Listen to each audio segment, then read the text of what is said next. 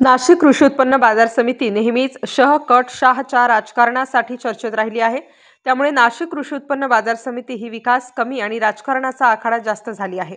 कधी पिंगळे गट भारी पडतो तर कधी चुंबळे गट भारी पडतो. त्यात भरडले जातात कर्मचारी आणि व्यापारी. नाशिक कृषी उत्पन्न बाजार समितीच्या 28 एप्रिल 2023 रोजी झालेल्या निवडणुकीमध्ये 18 जागांपैकी पिंगळे यांच्या 12 तर चुंबळे यांच्या गटाच्या 6 जागा निवडून आल्या होत्या. त्यानंतर सभापतीपदी देविदास पिंगळे यांची सभापतीपदी वर्णी लागली होती.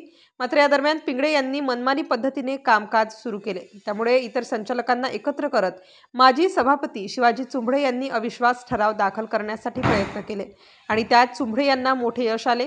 शेतकऱ्यांचे हित लक्षात घेत व्यापाऱ्यांची होणारी पिळवणूक, संचालकांची मुस्कटदाबी आणि सभापतींच्या मनमानी कारभाराला कंटाळून संचालकांनी एकत्र येत वज्रमूठ बांधत अविश्वास ठराव आणण्याची योजना आखली.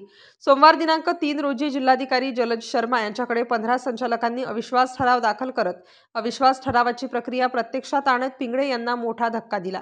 या अविश्वास ठरावावर माजी सभापती शिवाजी पांडुरंग चुंबळे, संपतराव महादू सकाळे, विनायक शंकर माळेकर, युवराज बाबूराव कोठुळे, सविता संजय तुंगार, जगन्नाथ हरिभाऊ कटाळे, भास्कर गोपाळ गावित, संदीप शिवाजी पाटील, चंद्रकांत दशरथ निकम, जगदीश अशोक अपसुंदे, राजाराम धोंडीराम धनवटे, तान्हाजी पांडुरंग करंजकर, कल्पना शिवाजी चुंबळे, धनाजी पुंजाजी पाटील, प्रल्हाद त्र्यंबक काकड यांनी स्वाक्षरी करीत शिवाजी चुंबळे यांना पाठिंबा दिला आहे.